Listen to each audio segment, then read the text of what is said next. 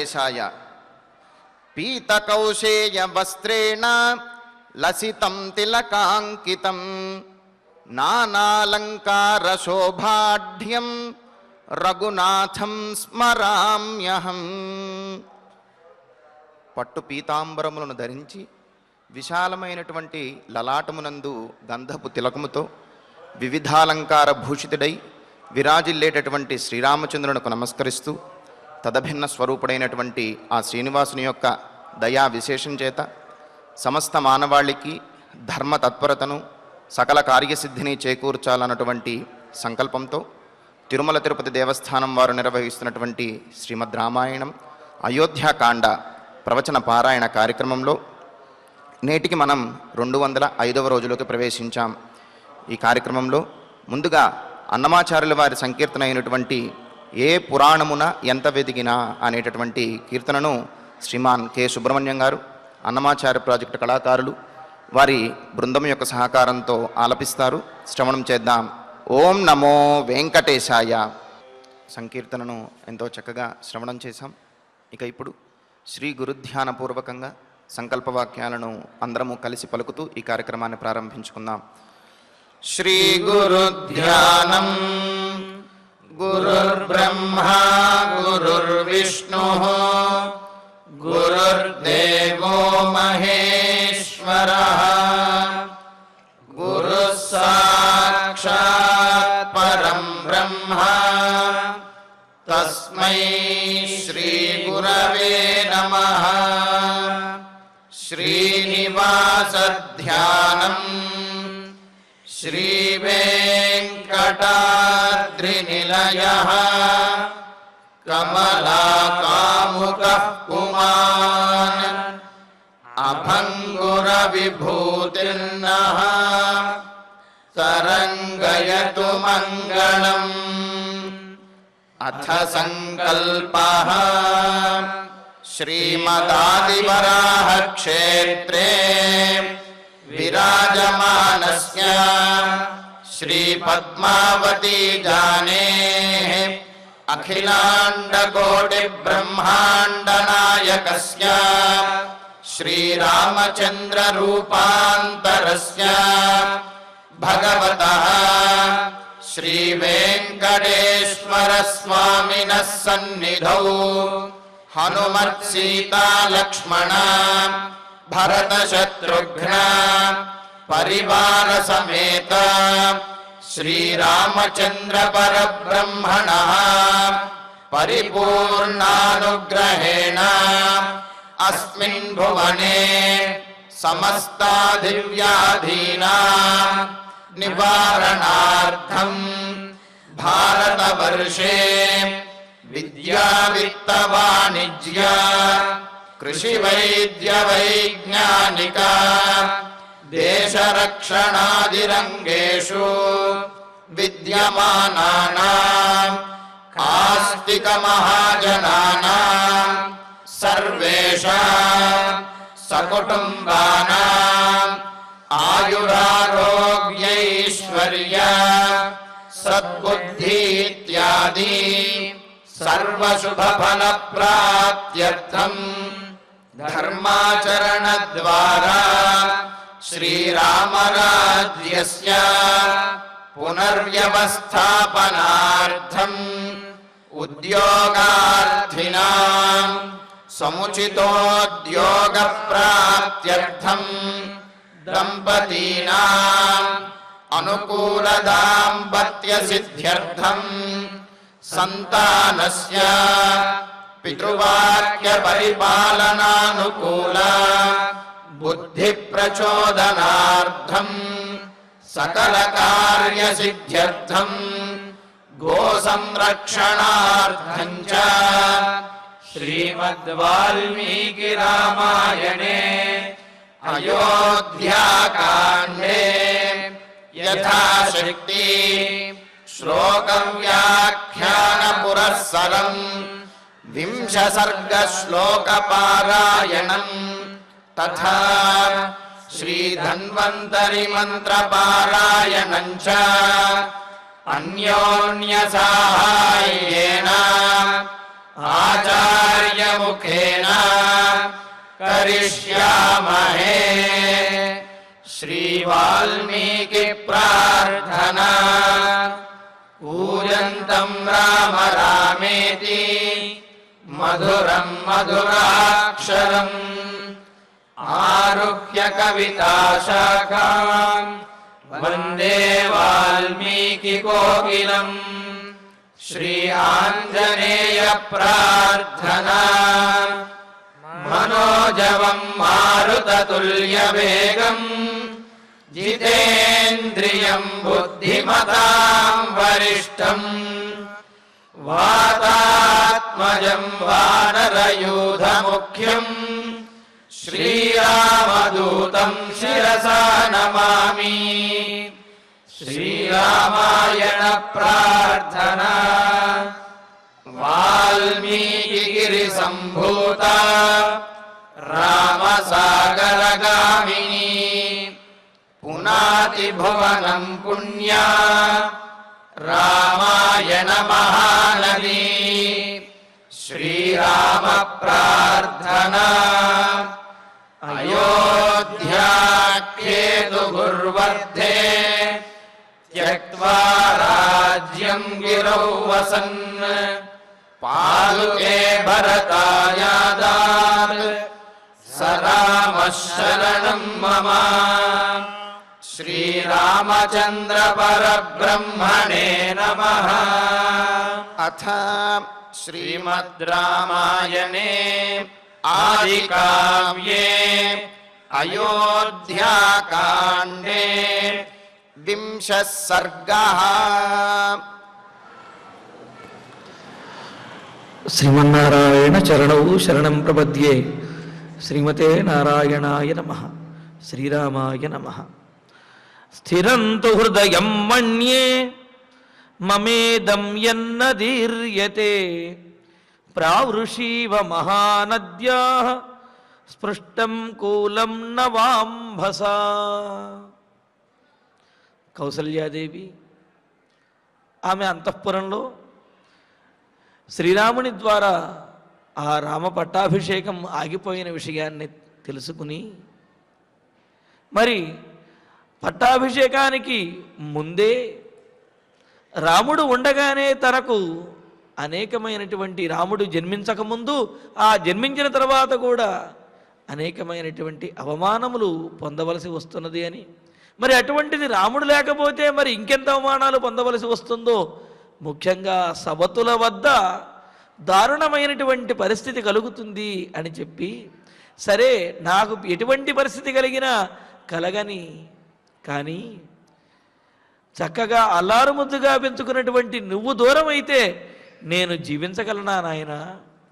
ఎన్ని పూజలు చేశాను, ఎన్ని ధ్యానములు చేశాను, వాటన్నిటితోటి నిన్ను అవన్నీ కూడా నిష్ఫలమైపోయి ఇలా నీకు కష్టం కలిగించే విధంగా నిన్ను పెంచానా? నాకు జన్మించడం వల్ల కదా నీవు ఇటువంటి కష్టాన్ని పొందుతున్నావు అని చెప్పి బాధపడుతూ, నిన్ను చూడకుండా నేను ఉండగలనా నాయన? పూర్ణచంద్రుడు వంటి నీ ముఖకాంతిని చూస్తూ, నిన్ను చూస్తూ నేను ధైర్యంగా జీవిస్తూ ఉన్నాను. నీకు ఉపనయనమైనప్పటి నుండి కూడా నీకు ఎప్పుడు పట్టాభిషేకం జరుగుతుందా అని చెప్పి ఎదురు చూస్తూ నా కష్టములు తీరతాయి అని చెప్పి ఆశతో జీవిస్తూ ఉన్నాను. ఇప్పుడు ఆ ఆశలన్నీ కూడా అడియాశలైపోయాయి. నిన్ను చూడకుండా నేను ఉండలేకపోతున్నాను. ఉండగలనా అని అంటూ, మరి నేను చేసినటువంటి ఉపవాసములు, వ్రతములు ఇవన్నీ కూడా నీకు దుఃఖాన్ని కలిగించడానికే మిగిలాయి ఆయన, ఇలాగ నిన్ను పెంచాను అని చెప్పి బాధపడుతూ, మరి ఇన్ని జరుగుతున్నప్పటికీ కూడా నీవు పుట్టకముందు అన్ని అవమానాలు కలిగినప్పటికీ, నీవు పుట్టిన తర్వాత ఆశతోటి నేను జీవిస్తూ ఉన్నాను. కానీ ఇప్పుడు మరలా నీకు పట్టాభిషేకం ఆగిపోయి వనవాసం చేయవలసినటువంటి స్థితి వచ్చింది. నీకు దారుణమైనటువంటి కష్టం వచ్చినప్పటికీ కూడా ఆ కష్టాన్ని చూచి నా హృదయము పగిలిపోవటం లేదు, నా హృదయము చిన్నమవటం లేదు అని అంటే నా హృదయంలో ఏదో కొంత తేడా ఉండి ఉంటుంది, నా హృదయం చాలా గట్టిది, కఠినమైంది అయి ఉంటుంది అని అంటూ, మమ ఇదం హృదయం, నీకు ఆపద కలిగింది, నీ పట్టాభిషేకం ఆగిపోయి వనవాసం చేయవలసినటువంటి స్థితి వచ్చింది అనే వార్త వినంగానే నా గుండె ప్రావృషి నవాంభసా స్పృష్టం. వర్షాకాలంలో నదిలో కొత్త నీరు ప్రవహిస్తూ ఎక్కువగా కొత్త నీరు వరదలు వచ్చినట్టుగా వస్తూ ఉంటుంది కదా, అటువంటిప్పుడు ఏమవుతుంది, ఆ కొత్త నీరు యొక్క తాకిడికి నది యొక్క ఒడ్డు అలా కోసుకుపోతూ ఉంటుంది, ఆ ఒడ్డు నదిలో కొట్టుకుపోతూ ఉంటుంది, ఒడ్డు పడిపోతూ ఉంటుంది. ఆ వేగంగా వచ్చేటటువంటి నీటి యొక్క తాకిడికి ఒక్కసారిగా అవన్నీ కూడా ఆ నది ఒడ్డు పడిపోతూ ఉంటుంది. అలాగా ప్రావృషి నవాంభసా స్పృష్టం. వర్షాకాలంలో వేగంగా వస్తున్నటువంటి కొత్త నీరు చేత తాకబడినటువంటి కొట్టబడినటువంటి మహానద్యాహ కూలం ఇవా. పెద్ద నది యొక్క కూలం అంటే ఒడ్డు అన్నమాట. ఒడ్డులాగా నా గుండె కూడా నీకు ఈ విధంగా ఆపద వచ్చింది అనే వార్త వినంగానే ఎందుకు బ్రద్దలవ్వటం లేదు, ఎందుకు చిన్నమవటం లేదు? ఎందుకంటే ఎంత గొప్పగా ఉన్నటువంటి ఒడ్డు అయినప్పటికీ కూడా నదిలో కొత్త నీరు వచ్చి అమితమైనటువంటి వేగంతో అది ప్రవహిస్తూ వచ్చి ఆ ఒడ్డును తాకేటప్పటికీ ఒడ్డు కొట్టుకుపోతుంది, లేకపోతే నదిలో కలిసిపోతుంది. ఎత్తుగా ఉన్నటువంటి ఒడ్డు అయితే కనుక ఆ పరివాహక ప్రాంతము, తీర ప్రాంతము నదిలోకి పడిపోతుంది. మరి అలాగా ఇప్పుడు కొత్త వార్తగా నేను విన్నటువంటిది, నీ పట్టాభిషేకం ఆగిపోయి వనవాసం చేయాలని ఈ కొత్త వార్త నేను విన్నాను. ఈ వార్త వల్ల నా గుండె ఎందుకు పగలటం లేదు? నదీర్యతే యత్ నదీర్యతే, ఇలాగా గుండె బ్రద్దలవ్వటం లేదు అని అంటే మమ ఇదం హృదయం స్థిరంతు, నా హృదయము చాలా కఠినమైనదయ్యా, అందుకనే నాకేమీ అవటం లేదు. లేకపోతే ఈ పాటికి గుండె ఆగిపోవలసింది కదా, ఆగటం లేదు అంటే కనుక గుండె చాలా కఠినమైనది ఇది మన్యే అని అనుకుంటున్నాను అని చెప్పంటున్నది. అంటే ఏమిటి? ఈ వార్త వినంగానే తన గుండె ఆగిపోవాలి, కానీ ఆగలేదు అంటే నా గుండె చాలా కఠినమైనది, లేదా నీవు జన్మించకముందు నాకు కలిగినటువంటి అవమానముల చేత, దుఃఖముల చేత ఆ దుఃఖములు అలవాటైపోయి నా గుండె చాలా స్థిరపడిపోయి గట్టిపడిపోయింది. అందుకనే నీ వనవాస వార్త విన్న తర్వాత కూడా నా గుండెకేమీ అవటం లేదు అంటే అది ఎంతో కఠినమైపోయింది అని చెప్పి అంటూ, మమైవ నూనం మరణం న విద్యతే నచావకాశోస్తి యమక్షయే మమ యదంతకోద్యైవ నమాం జిహీర్షతి ప్రసహ్య సింహో రుదతీం మృగీమివా.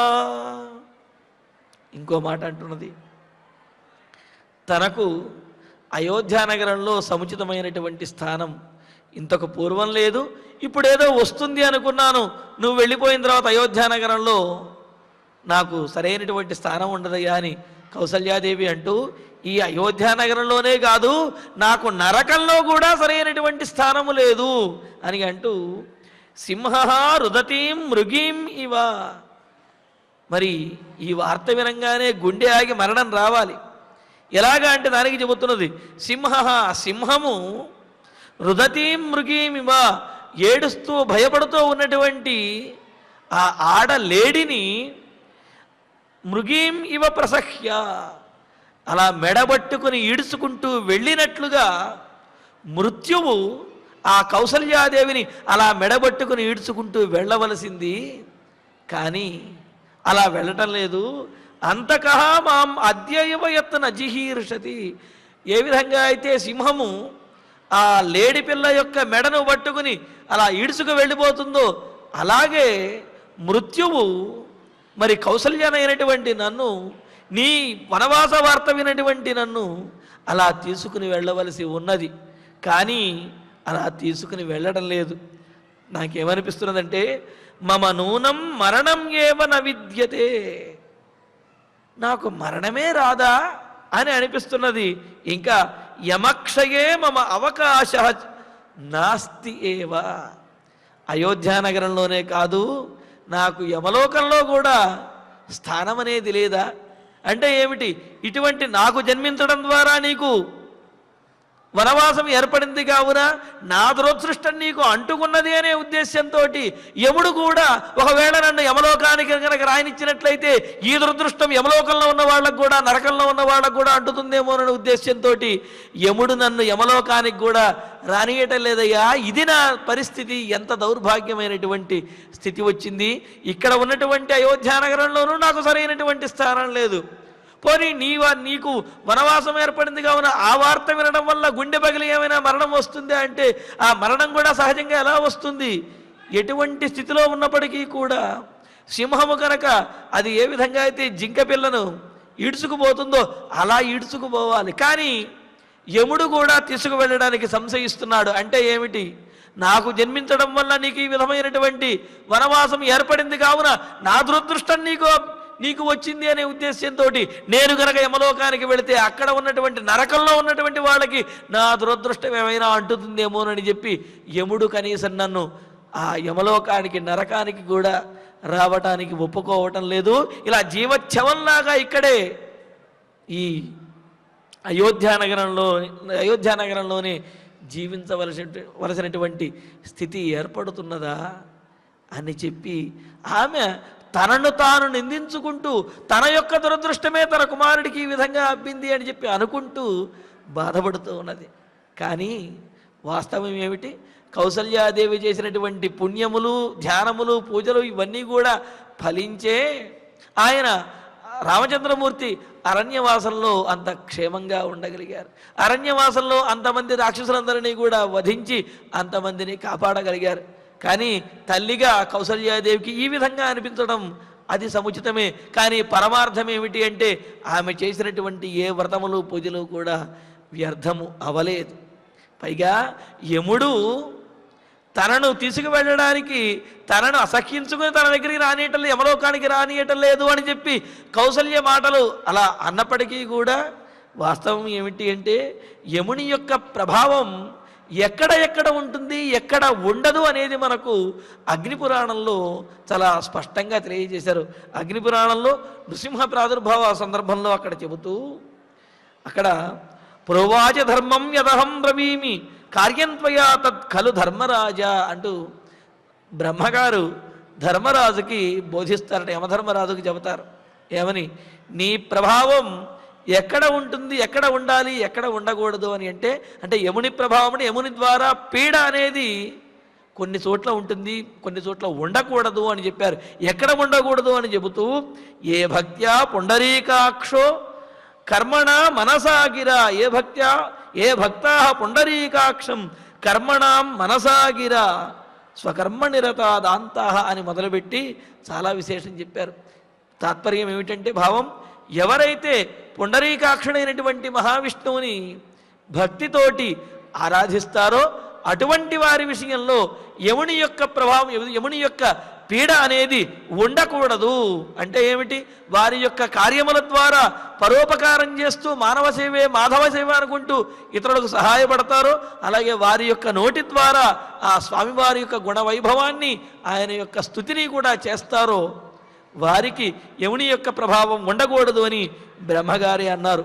మరో మాట కూడా చెప్పారు, దానం దదద్భి యైరుక్తం అచ్యుత ప్రియతామితి.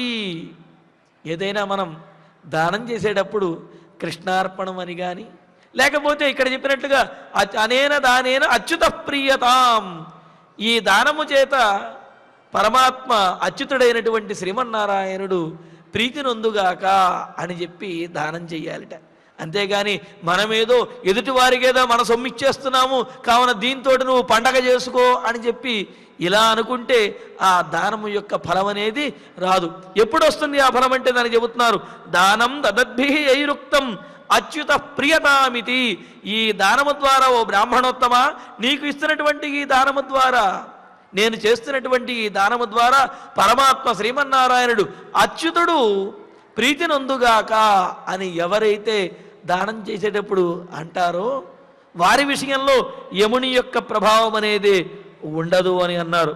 యైహి స్మృతస్తు సదాధర్మ నతే తద్విషయోపగాహ అని చెబుతూ ఇంకో మాట కూడా ఉన్నారు, ఉత్తిష్టద్భి స్వపద్భిశ్చ వ్రజద్భిశ్చ జనార్దన యైహి స్మృతస్తు అంటే నుంచుని ఉన్నా, కూర్చుని ఉన్నా, పడుకొని ఉన్నా, నడుచుకుంటూ వెళుతున్నా సరే ఎవరైతే భగవంతుణ్ణి మనసులో నిలుపుకుని స్మరిస్తూ ఉంటారో వారి విషయంలో మాత్రం నీ ప్రభావం ఉండకూడదు అని బ్రహ్మ ధర్మరాజుతోటి తెలియజేశారట. వెంటనే ధర్మరాజు గారు కూడా ఆయన కూడా అన్నారు, మహానుభావ, యముడు యముడు యముడు అని చెప్పి అందరూ కూడా భూలోకంలో ఇలా బాధపడుతూ ఉంటారు, కానీ నన్ను అదుపు చేయడానికి కూడా అనేకమైనటువంటి మార్గములు ఉన్నాయి. ఒక మార్గం కాదు, 10 మార్గాలు ఉన్నాయి నన్ను అదుపు చేయటానికి. ఆ 10 నియమములను పాటించినటువంటి వారికి యముని యొక్క పీడ ఏమాత్రము ఉండదు అని చెబుతూ యమో యమో ఇతి శ్రుత్వా వృధాహ్యుద్విజతే జనః ఆత్మాచ యమితో ఏన నా తస్యైవ యమస్మృత అని. యముడు యముడు అందరూ బాధపడుతూ ఉంటారు, పైగా ఆ మాట వినంగానే అమ్మో యముడా అని చెప్పి భయపడుతూ ఉంటారు. ఎందుకండి, ఎవరి యొక్క మనస్సు అయితే యమిత అంటే ఏమిటి, నియంత్రించబడి నియమంగా ఉంటుందో వారి విషయంలో నేనేమీ చెయ్యలేనయ్యా అని చెప్పి యమధర్మరాజే అన్నారు. ఎవరు అంటే ఆనృశంస్యం క్షమా సత్యం అహింస దమ ఆర్జవం ధ్యానం ప్రసాదో మాధుర్యం సంతోషశ్చ మయా యమాదశ అని చెప్పి యమలక్షణములు, యమములు అంటే ఏమిటి, ఆ నియమములను చెబుతున్నారు. ఏంటి ఆనృశంస్యం అంటే నిష్ఠురంగా మాట్లాడకుండా ఉండటం. అంటే ఎప్పుడు ఏదో ఒకటి నిష్ఠురంగా ఎదుటివారిని ఏదో ఒకటి అని దాని ద్వారా ఆనందిద్దాము అనుకుంటే దాని ద్వారా ఆనందాన్ని పొందటం కాదు, యమధర్మరాజుకే ఆనందం కలుగుతుంది, వెంటనే వచ్చి కూర్చుంటాడు, మీద పడతాడు. అందుకని నిష్ఠురంగా మాట్లాడటం అనేది ఏమాత్రమూ కూడదు అంటున్నారు. అలాగా అంటే ఏమిటి, అనుకూలంగా సానుకూలంగా మాట్లాడటం అనేది నేర్చుకోవాలని. అలాగే క్షమాగుణం కలిగి ఉండటం, సత్యము, అహింస, దమః అని అంటే ఇంద్రియములు సహజంగా ఇంద్రియముల యొక్క లక్షణము గుర్రములలాగా అవి ఎటుపడితే అటు వెళుతూ ఉంటాయి. ఏదైనా విషయాన్ని చూచినప్పుడు వాటి మీద ఇంద్రియములు లాగివేయటం అనేది సహజం. కానీ అటువంటి ఇంద్రియములను అదుపు చేసుకున్నటువంటి వాడే గొప్పవాడు అని అంటున్నారు.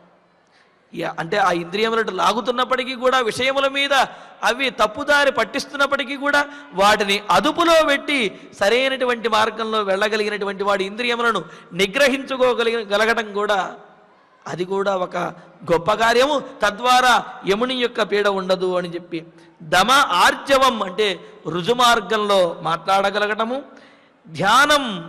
ధ్యానించడము, ప్రసాద ప్రసన్నమైనటువంటి చిత్తంతో చక్కగా నవ్వుతూ ఉండటము, మాధుర్యం మధురంగా మాట్లాడటము, అలాగే సంతోషశ్చ సంతోషంగా ఉండడం అంటే ఏమిటి, పొందినటువంటి ఫలమును చూచి సంతోషించాలి, ఆ ఫలాన్ని ఆస్వాదించగలగాలి.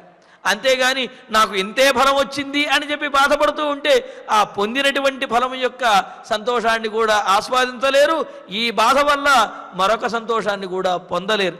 కావున పొందినటువంటి దానితో సంతోషించగలగటము, ఆ తరువాత దాని గురించి ప్రయత్నించడం అనేది కూడా చెప్పారు మనకు. కావున పైకి ఎదగటానికి ప్రయత్నించకూడదు అని అంటలేదు, పైకి ఎదగటానికి ప్రయత్నించాలి, మనం పొందినటువంటి దాన్ని ఆనందించాలి. అప్పుడు ఇటు ఆనందము వస్తుంది, అటు పైకి కూడా ఎదగలుగుతారు, పై స్థాయికి కూడా వెళ్ళగలుగుతారు అన్నమాట. అందుకనే సంతోషశ్చ యమాదశ ఇవన్నీ కూడా అంటే ఏమిటి, నిష్ఠురంగా మాట్లాడకపోవటము, క్షమాగుణము, సత్యము, అహింస, ఇంద్రియ నిగ్రహము, రుజువార్గంలో ఉండటం, సూటిగా మాట్లాడటము, ధ్యానము, ప్రసాదము, మాధుర్యము, సంతోషము ఇవన్నీ కూడా యమములు. ఈ యమములు కలిగినటువంటి వారి విషయంలో యముడు ఏమీ చెయ్యలేడు అనే మాటను యముడే స్వయంగా తెలియజేశారు. అగ్నిపురాణంలో యమధర్మరాజ శర్మిళోపాఖ్యానంలో మనకు తెలియజేశారన్నమాట. మరి ఈ విధంగా మరి కౌసల్యాదేవి తనను తానందించుకుంటూ యముడికి కూడా నా మీద ఈ విధంగా అసఖ్యం కలిగిందా, నన్ను యమలోకంలో కూడా నాకు స్థానం లేదు అని అనుకుంటున్నది. కానీ కౌసల్యాదేవి చేసినటువంటి వ్రతములు, ధ్యానములు ఇవన్నీ ఉన్నాయి కదా, మరి ఉపవాసములు, వాటి యొక్క ఫలము వల్లే యమధర్మరాజు కూడా ఏమీ చెయ్యలేకపోతున్నాడు. అంటే యముడు కూడా నన్ను దగ్గరికి రానియటం లేదు అని ఆమె అనుకుంటున్నది. వాస్తవం ఏమిటి, యమధర్మరాజు కూడా ఏమీ చెయ్యలేనటువంటి స్థితిలో ఉన్నాడనమాట. అందుకనే ఆమెకు ఆ సమయంలో మరణం అనేది రాలేదు అని మనకు పెద్దలు తెలియజేశారు. కావున ఇక్కడ కౌసల్య మాత్రం ఏమనుకుంటున్నది, అయోధ్య నగరంలో నాకు సరైనటువంటి స్థానము లేదు, పోనీ ఈ పట్టాభిషేకం ఆగిపోయినటువంటి వార్త వినగానే, నీకు వనవాసం వచ్చినటువంటి వార్త వినగానే నా గుండె పగలాలి, కానీ నా గుండె పగిలి నాకు నా యమలోకానికి వెళ్ళే అవకాశం కూడా లేదు, ఎందుకంటే అక్కడ కూడా నాకు స్థానం లేదు.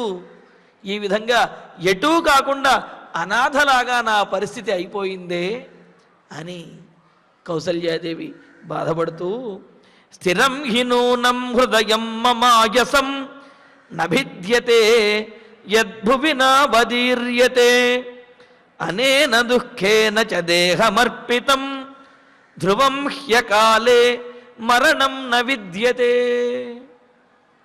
తన హృదయాన్ని నిందించుకుంటూ తనకు మరణం రాలేదు అని చెప్పి బాధపడుతూ ఉన్నది.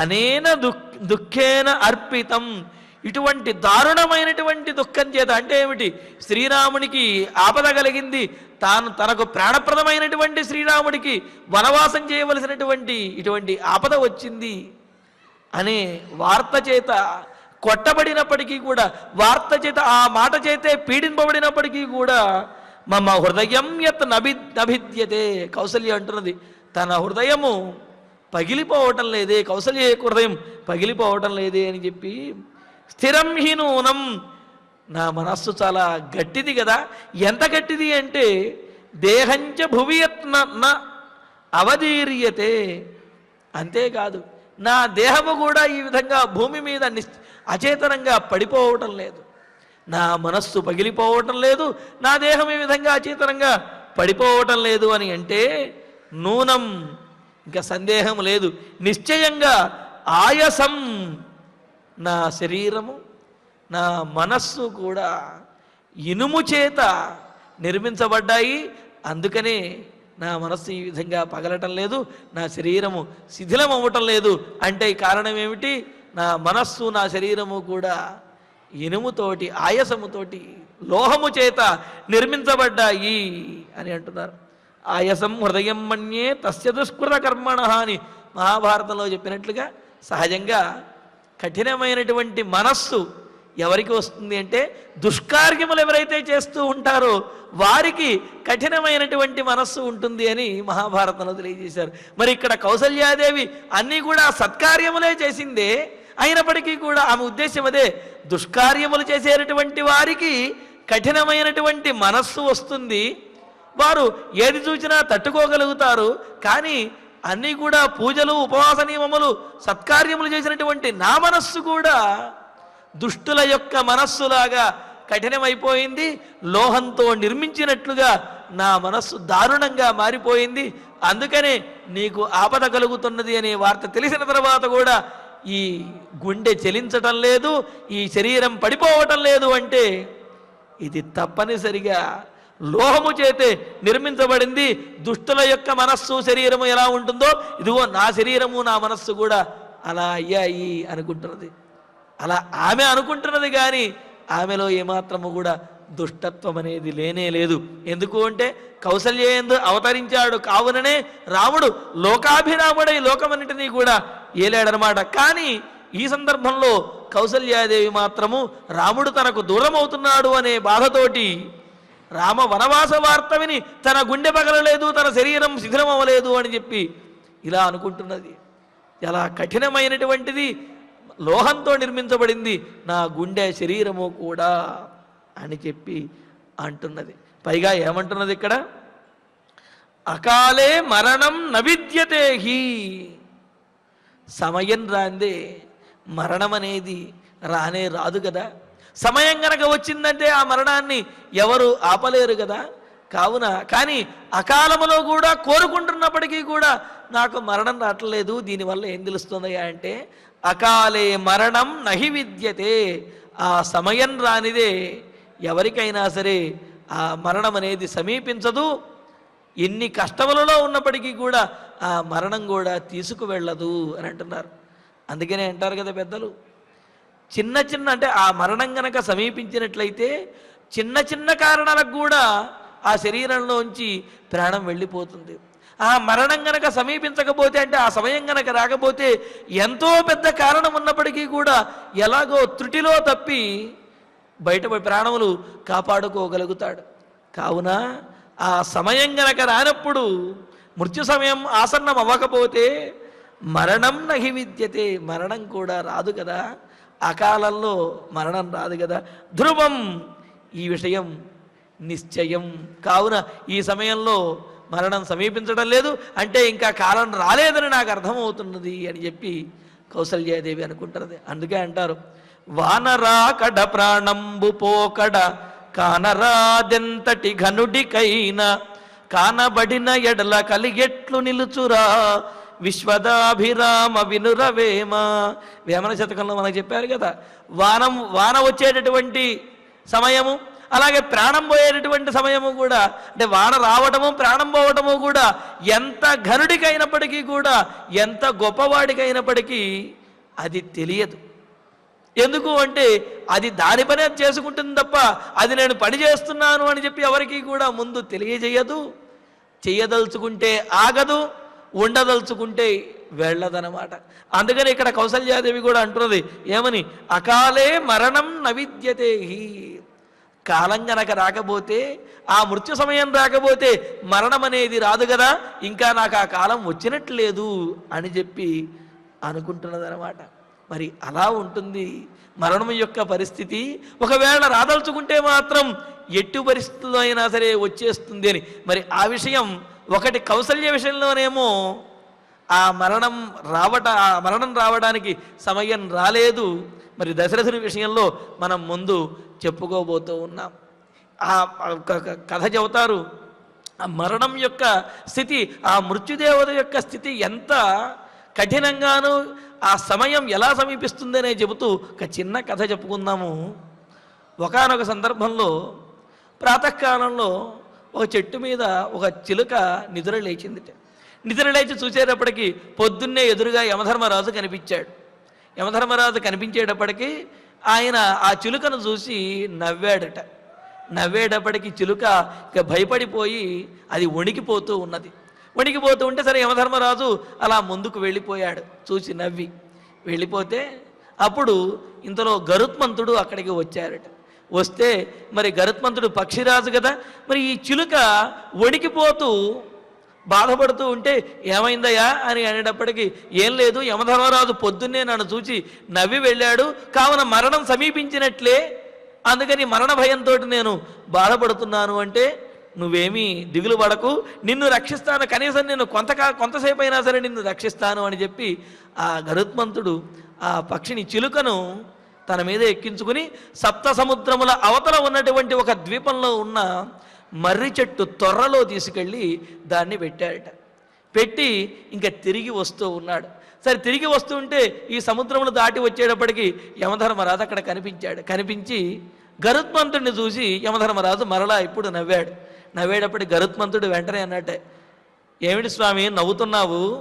చిలుకను చూసి నవ్వినట్లుగా నన్ను చూసి నవ్వితే నేను భయపడతాను అనుకుంటున్నావా?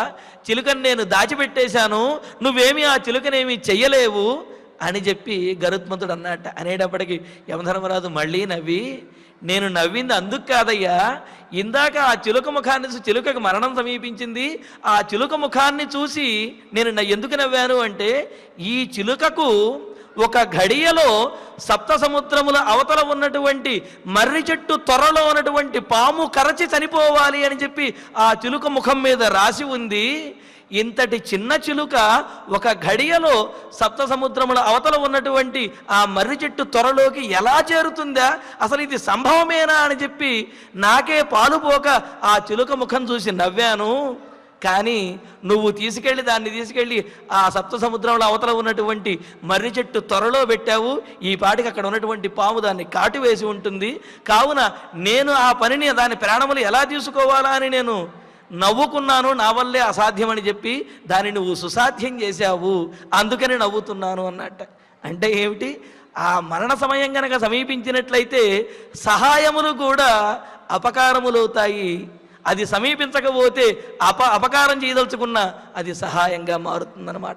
కావున ఇక్కడ ఏముంటుంది, అకాలే మరణం నహి విద్యతే, అకాలములో మరణం అనేది రాదు కదా, కావున ఇంకా ఆ సమయం సమీపించలేదు, కావున నన్ను ఆ మృత్యుదేవత కూడా యమధర్మరాజు కూడా తీసుకు వెళ్ళడం లేదు అని చెప్పి కౌసల్యాదేవి బాధపడుతూ ఇదంతు దుఃఖం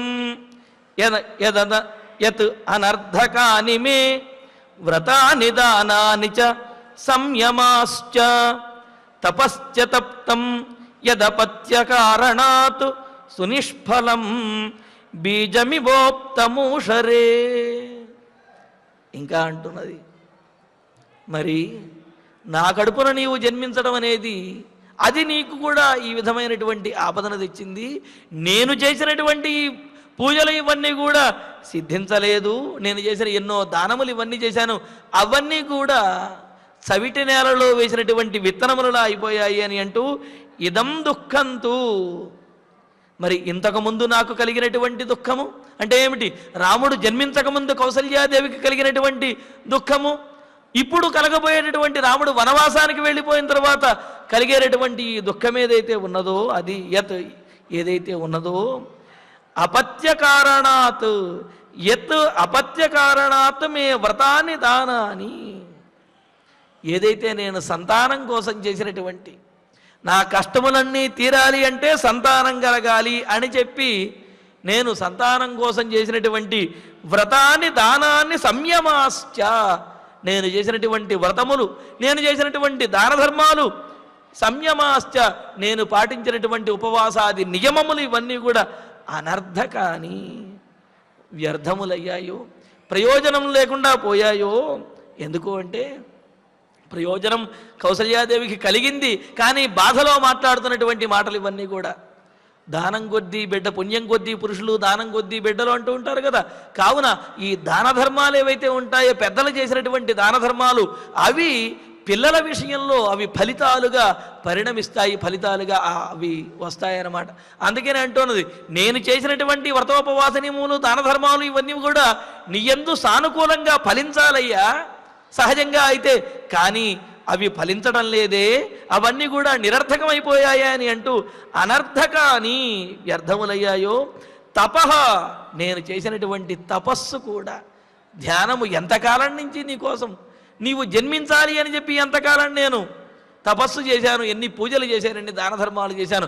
నీవు పుట్టిన తర్వాత నీకు మేలు జరగాలి అని రామచంద్ర నీకోసం అని చెప్పి ఎన్ని తపస్సులు, ఎన్ని దానాలు, అలాగే ఎన్ని ఉపవాస నియమములు ఇవన్నీ కూడా చేశాను. ఎన్ని చేసినప్పటికీ కూడా అవన్నీ ఊషరే ఉప్తం, చవిటి నేలలో, ఎడారి నేలలో నాటబడినటువంటి బీజం ఇవ, విత్తనముల వలె సునిష్ఫలం, పూర్తిగా నిష్ఫలమైపోయాయ్యా. ఇతి యత్ ఇదం దుఃఖంతు. ఈ విషయం ఏదైతే ఉందో నాకు చాలా దుఃఖాన్ని కలిగిస్తుంది. ఎందుకు అంటే వ్రతం చెడ్డ ఫలం దక్కాలి అని అంటుంటారు. అంటే ఏమిటి? వ్రతం చెడిపోయినప్పటికీ కూడా కనీసం దాని ఫలమన్నా దక్కే విధంగా ఉండాలి అని చెప్పి అనుకుంటుంటాం కదా. అందుకని మనం పూజ చేసే సందర్భంలో కూడా సంభవతా ద్రవ్యేణ సంభవతా నియమేన సంభవద్భి ఉపచారై యథాశక్తి అని చెబుతూ ఉంటాం. ఏమిటి?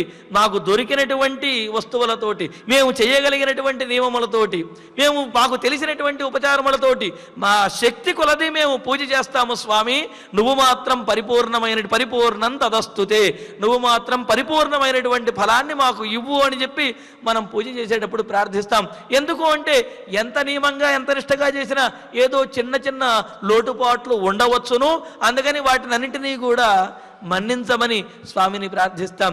మరి కౌసల్యాదేవి అటువంటి లోటుపాట్లేవి లేకుండా పరిపూర్ణమైనటువంటి నియమముతోటి యథావిధిగా అన్నమాట. అంటే యథాశక్తి అని కాకుండా యథావిధిగా ఏ విధంగా అయితే పెద్దలు చెప్పారో, ఏ విధంగా అయితే శాస్త్రంలో చెప్పబడిందో ఆ విధంగా అన్నీ కూడా వ్రతోపవాస నియమములను, ధ్యానములను, వీటన్నిటిని కూడా ఆచరించింది. మరి యథావిధిగా ఆచరించినటువంటి తాను చేసినటువంటి తన కుమారుడి కోసం చేసినటువంటి అవన్నీ కూడా వ్యర్థమైపోయాయే. అవన్నీ కూడా చవిటి నేలలో వేసినటువంటి, అంటే ఎడారి నేలలో వేసినటువంటి విత్తనముల వలె ఎండిపోయాయి తప్ప అవి ఫలించవు కదా. అలాగే నేను చేసినటువంటి పూజలు ఇవన్నీ కూడా నీ విషయంలో ఫలించలేదు రామచంద్ర.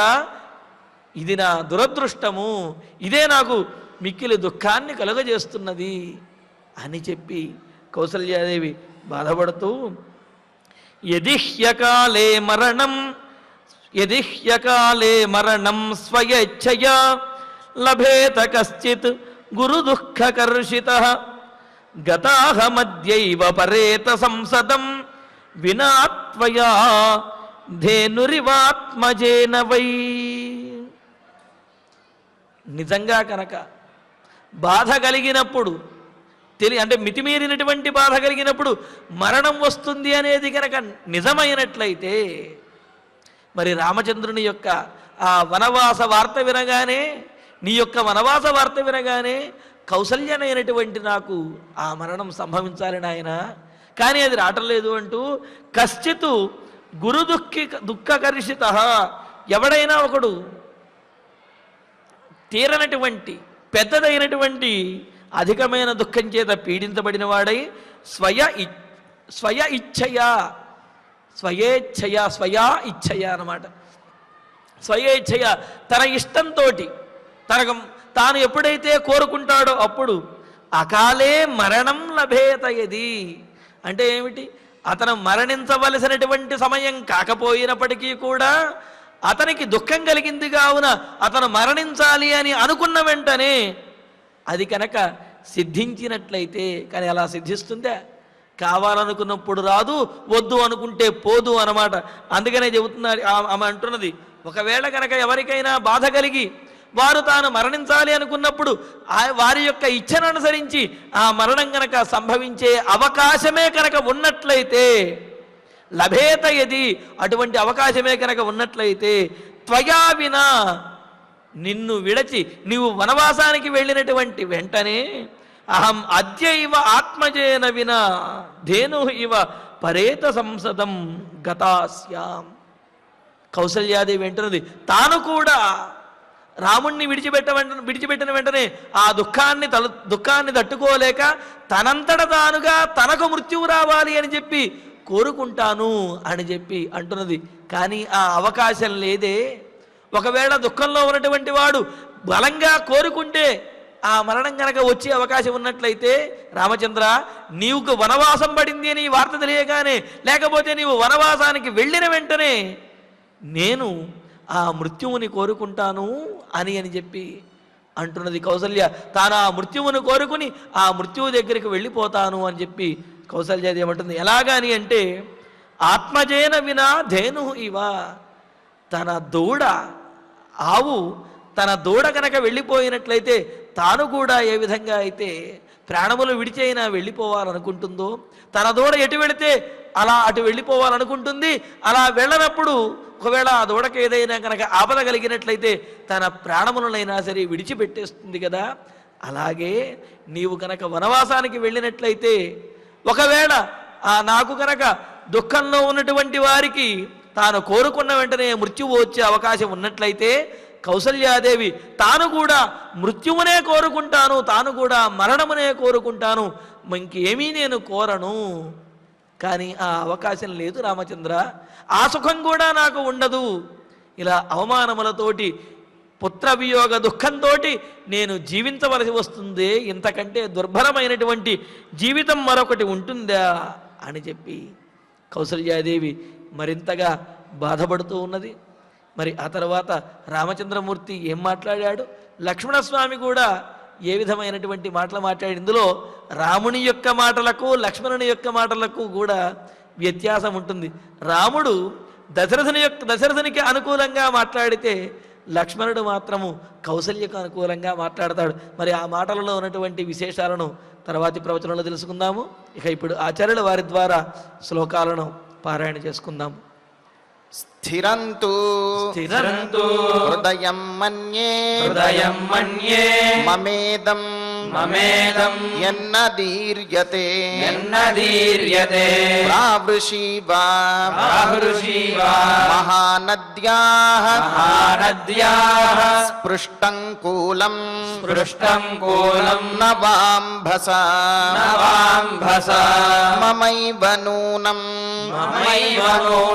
మరణం न विद्यते मरणं न विद्यते न चावकाशोऽस्ति न चावकाशोऽस्ति यमक्षये मम यमक्षये मम यदन्तकोऽद्यैव यदन्तकोऽद्यैव न मां जिहीर्षति न मां जिहीर्षति प्रसह्य सिंहः प्रसह्य सिंहः रुदतीं मृगीमिव रुदतीं मृगीमिव स्थिरं हि नूनं स्थिरं हि नूनं हृदयं ममायसं हृदयं ममायसं न भिद्यते यत् न विद्यते यत् भुवि नावदीर्यते भुवि नावदीर्यते अनेन दुःखेन च अनेन दुःखेन च देहमर्पितं देहमर्पितं ध्रुवं ह्यकाले